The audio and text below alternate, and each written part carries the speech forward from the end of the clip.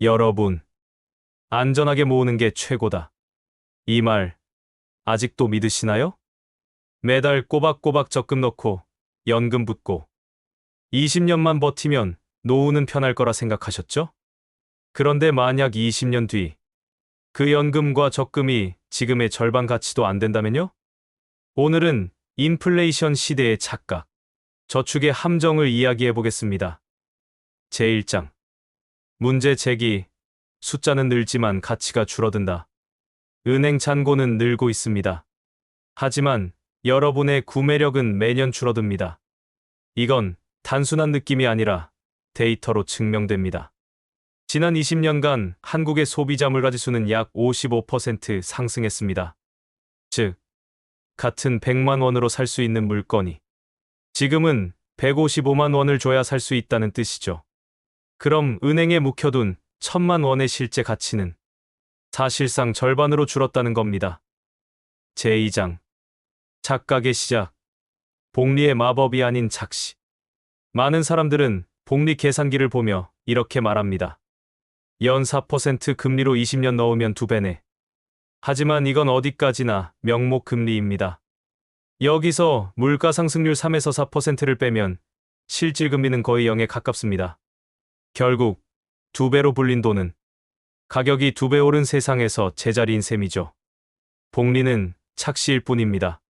진짜 마법은 이자를 얼마나 받느냐가 아니라 그 돈의 구매력을 얼마나 지켜내느냐에 있습니다. 제3장. 연금의 덫. 늦게 받을수록 손해본다. 많은 분들이 말합니다. 그래도 국민연금은 안전하지 않나요? 하지만 숫자를 보세요. 국민연금의 적립금은 현재 약 1000조 원. 하지만 2055년이면 고갈 시점에 도달한다는 게 정부의 공식 전망입니다. 지금의 20대, 30대가 연금을 받을 시기에는 지급액이 축소되거나 세금이 늘 가능성이 높습니다. 게다가 물가가 2에서 3%씩만 올라가도 30년 뒤 연금의 실질 가치는 지금의 40% 수준밖에 되지 않습니다. 연금은 숫자는 안전하지만 구매력은 전혀 안전하지 않습니다. 제4장. 시뮬레이션. 20년 뒤의 현실. 가정해봅시다. 매달 50만 원씩 20년간 적금에 넣는다고 해볼게요. 이자율은 4%, 달리보다 조금 나은 수준입니다. 20년 뒤 원리합계는 약 1,800만 원. 하지만 20년 동안 물가가 연평균 3%씩 올랐다면 1,800만 원의 실제 가치는 약 1,000만 원 수준으로 줄어듭니다. 이건 단순한 숫자 계산이 아니라 현실입니다. 지금 커피 한 잔 5,000원이 20년 뒤 만원이 되는 세상이라면 당신의 적금은 커피값도 못 따라가는 거죠. 제5장. 진짜 문제. 모으는 속도보다 가치 하락 속도가 더 빠르다. 인플레이션은 조용한 도둑입니다. 당신이 잠든 사이 통장 속 돈의 실질 가치를 매일 조금씩 훔쳐갑니다. 정부는 세금을 늘리고 중앙은행은 돈을 찍어내고 그 결과 돈의 가치는 서서히 녹아내립니다. 우리는 열심히 모으지만 그 속도가 가치 하락 속도를 따라가지 못합니다. 이게 바로 지금 세대가 맞이한 가장 큰 함정입니다. 제6장. 해결 대안. 저축이 아니라 구매력 방어 포트폴리오. 그럼 어떻게 해야 할까요? 답은 단순합니다.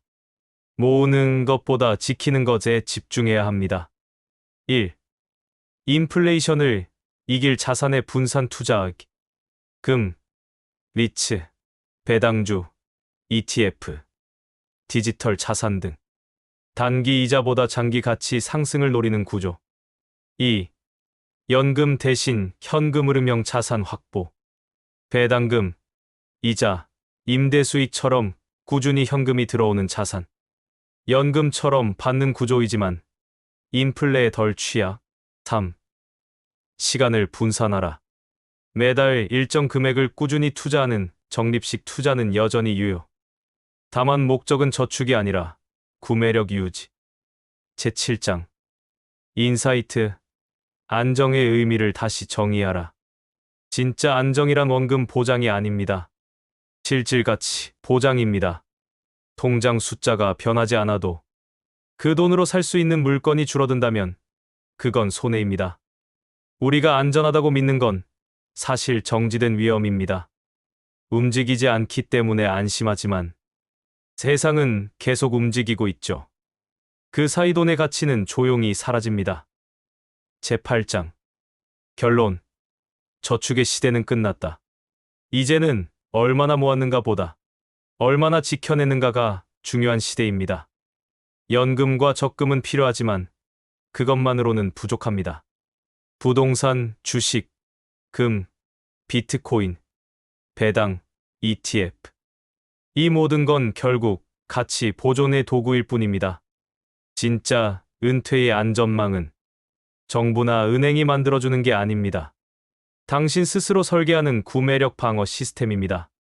오늘도 투자 스토리랩과 함께 해주셔서 감사합니다. 다음 영상에서는 이 가치 방어 포트폴리오를 구체적으로 어떻게 설계할 수 있는지 다뤄보겠습니다.